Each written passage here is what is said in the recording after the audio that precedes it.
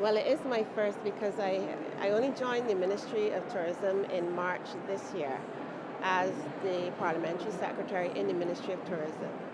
So I'm leading the delegation here this year, and it has been hectic. We have had no less than 15 interviews a day. You barely get to eat, and then you come back, and you go right through till evening, sometimes after 5, and that's starting at like 10 in the morning, some before 10. But it has been rewarding because it has given me an opportunity to look in depth at what we do. So I have now a more operational perspective. At my level, it would ordinarily be a policy making position that I am in, but having this operational experience is valuable because then you're able to perceive more than what you see in the reports that come to you. Clearly, you realize coming to this, it is not a holiday when you come here at all. I don't. I recognize that people have the impression that the tourism ministry is the travel ministry, is the glamour ministry, is the social butterfly ministry, but tourism is the engine of growth of almost every single Caribbean island, and you do not place social butterflies in ministries of tourism. It is serious business. It is a lot of hard-nosed wheeling and dealing. It is also a high level of public relations you have to do for your island, and it is a very pressured environment. And when you're in this ministry, you better be fit because you don't get to sleep much because by the time you get back to the hotel, you have to go again for after hours meetings because we spend a lot of money on these expos, so we try to maximize our time. So take for instance, on Monday we would have had after hours with American Express, Tuesday with Butch Stewart because you know that he is making a tremendous investment in Barbados as of midnight last night Barbados time. Casuarina Barbados became Sandals Barbados, and I think that is the biggest news that we have had in our tourism history in the past year, or to date really. And tonight is with Top Gear because we're having a Top Gear promotion later on in the year. So every single day you have something, and every night you have something. So there's no time to sleep.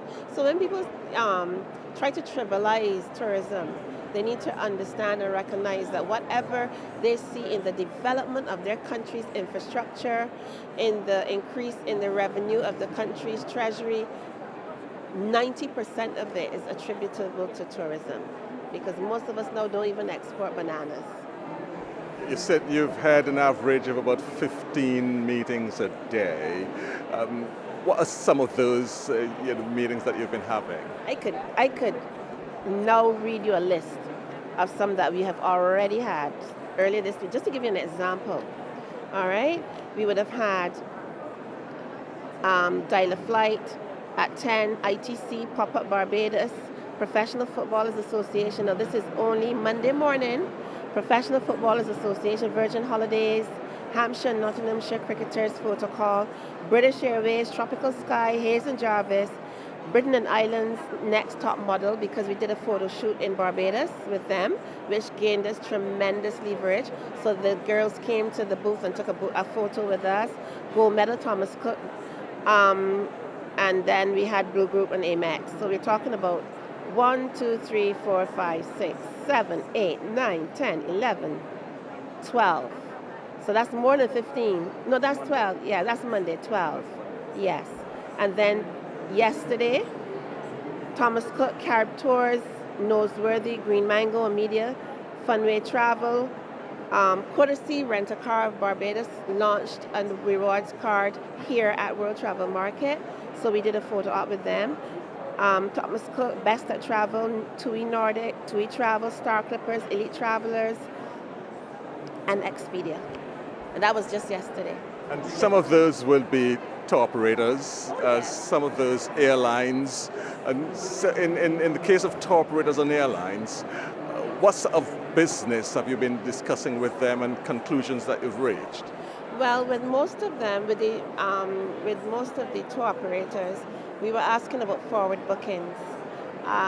Airlines, same thing. And then, of course, the airlines are looking to see how they can maximize their returns on their investment. And I don't think a lot of people know in the islands that every island pays an airline a certain amount of money to come to their country. They then have to make that money back with capacity and spend on the ground. So we have to ensure that the volume gets there and that the people spend for us as countries, as governments, to make back our money. But airlines don't just pick a country off a map and fly in. Hard cash, and I'm talking about hundreds of thousands of dollars, are paid to every single airline to come to our islands. And some of them want more. So, I spoke about hard-nosed dealing. That is one of the areas where you have to be very, very, very hard-nosed in terms of your dealing and dealing with the airlines. The tour operators, as I said, would explain to us their numbers. We need to know if their numbers are looking up for their forward bookings, if they're declining, and we discuss joint marketing efforts and things like that. From the meetings you've been having, in terms of travel from the UK and Europe to Barbados, how optimistic are you in the coming year? Our forward bookings for the winter season are excellent, and that ends in April. But the summer needs more work. Everybody's complaining about the summer travel. We're facing competition from destinations like Mauritius, Abu Dhabi, countries that most Caribbean people can't even spell. But they are now competing with us for the tourist dollar. And every one of us has sand and sea, including Mauritius and Abu Dhabi. So we have sought to see how we can differentiate ourselves in the marketplace. We are looking at, as we speak, the Food, Wine and Rum Festival in Barbados has started. And we have some very good areas that we can cultivate to differentiate ourselves from the marketplace in Barbados. What is significant is that every one of them has told us that they're continuing to see increased interest and bookings from the higher end visitor. And if you talk to the owners and operators of the top end products, or top end hotel product, all of them are doing extremely well. So it's the middle to low income market attractions that we have to now see if we can assist. But every one of those high-end properties are doing well. Sandals has already hit the ground running, but they have a tremendous marketing vehicle. This weekend, we saw ads in the Telegraph, in the Mail. They just hit every single market with their Barbados product. And then there's some magazines which would have featured Barbados for the winter season. And the editors visited us this week and showed us that they would have had promotions for couples and editorial on couples. And they were able in 24 to 36 hours to change the copy to read Sandals Barbados. So there is tremendous energy behind the advent of the Sandals property. Last night, Butch Stewart hosted us to dinner, and he himself is saying he is sorry he didn't do it before. And then you had other islands say, but I can't understand how y'all get Sandals. And now we're here talking about beaches. You know how long we wanted the beaches, and these are some of the islands who already had Sandals. But Mr. Stewart had said that investing in Barbados was a no-brainer, and he is hunting, and especially at this time. And he's hunting, so it is looking up for us, but in the immediate future, we have to focus now on our summer numbers. As you look around this trade fair, as large as it is, and you see, as you've mentioned, some of the countries that are in direct competition with the Caribbean, and you see Libya and you see others, what surprises you most about this trade show? The diversity. The diversity of the participants. I mean, you could visit the whole world here today, and I think that surprised me. And it surprised me how so many countries with what we would call, or what we would perceive as little or nothing to offer on the outside, are marketing themselves as tourism destinations. It's incredible. I can't sit here and call names that would not be politically correct, but it is really fascinating to see how people have made something of what they have as a tourism and have translated that something into a tourism destination. Lessons for us. Oh, of course, because we are blessed. We in our little corner of the world, that island chain is blessed, and we have taken so much for granted that I really think our people need a re-education process, because they have come along thinking that people have to come to Barbados, they have to come to St. Lucia, they have to come to Dominica. They don't anymore. There is too much product out there for the persons who have the money, and even those who don't have much money to choose from. And we have to recognize that every single thing we do and have, our education, our health services, our road infrastructure, the majority of the revenue that fuels that development is from tourism. We do not have an agricultural base. The WTO made sure that the banana industry was disseminated.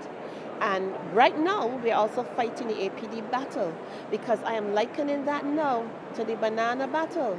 And the APD is a discriminatory tax regime. And we've had meetings with the CTO has initiated meetings with the British government, the British finance minister, the equivalent to the British finance minister, the treasury, as well as the shadow minister. But I am of the opinion now that the only way we as Caribbean people are going to overcome this is if we speak together. I think this is one time, federation and all that, CARICOM and all that aside, this is one time the tourism partners in the Caribbean have to speak with one voice, because our diaspora has to be our leverage. We have parents, we have grandparents, we have mothers and fathers who came to this country. I am the descendant of that type of a construct. I was born in this country. My mother came here as a nurse. My father worked with British Telecom. And we helped build this country. And every time there's an opportunity, I just find that the empire seems to believe that we are no longer relevant. So our economies were decimated when we had the banana issue by the Americans and to a certain part of the British. And now we're looking at our tourism industry being hampered by these bans, which make absolutely no sense. So an election is coming, and we, the Caribbean people in the UK, the diaspora, have to sound a warning to their MPs, especially the MPs in the marginal seats, that if you cannot come to our doorstep with a resolution to the APD, you will not get our vote. And that has to be made very clear. Their manifestos are being printed as we speak. By spring, they should be done. And I'm a politician, and I know that sometimes you have to hit where it hurts most. The British government has to understand that we may be irrelevant to them, but we are relevant to our people in the United Kingdom who cannot now afford to come home to bury their relatives, who cannot now come home with a family of 4 unless they pay 300 quid extra to have a little holiday where they were born, the same people who helped make Britain what it is now. So we have to understand that this has to be a united effort, a united fight, not to ask them to discontinue it, because the revenue is in the billions for the British government now. So I don't know that any government in their right mind would discontinue it, but they're going to have to revisit it and make it fair. At present, it is not fair to us, and I really I'm very serious about this. Barbados has taken a position on it, and we are not deviating. We think that they need to revisit it and give us a fair deal. It's not fair trade. And the smallest child in Britain knows what fair trade is.